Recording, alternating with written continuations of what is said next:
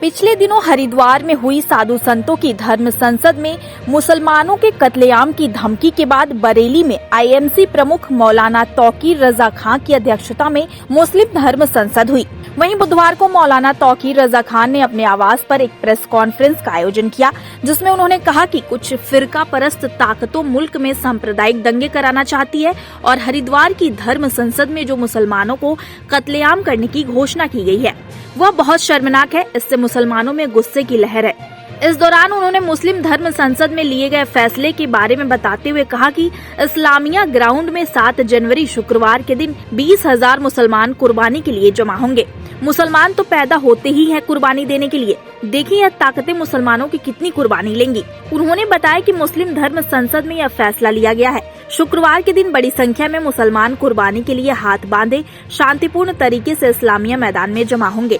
इस दौरान उनकी कुर्बानी पुलिस ले या सांप्रदायिक ताकतें, मुसलमान अपनी कुर्बानी देने को तैयार हैं। उन्होंने कहा कि जो भाषा हरिद्वार में धर्म संसद में बोली गई है वो साधु संतों की भाषा नहीं है, यह सांप्रदायिक तत्वों और गुंडों की भाषा है। हम सरकार से इसलिए नाराज हैं क्योंकि सरकार ने अभी तक इस पर कोई भी कार्रवाई नहीं की है। इसलिए यह फैसला लिया गया है कि शुक्रवार को बड़ी संख्या में मुसलमान अपनी कुर्बानी देने के लिए जमा होंगे।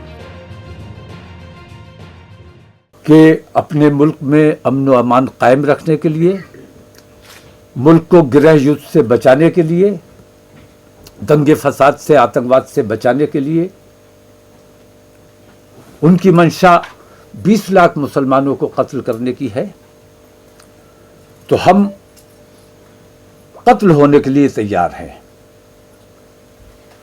आप हुकूमत से मैं मांग करता हूं कि हुकूमत अपने उन आतंकवादी गुंडों को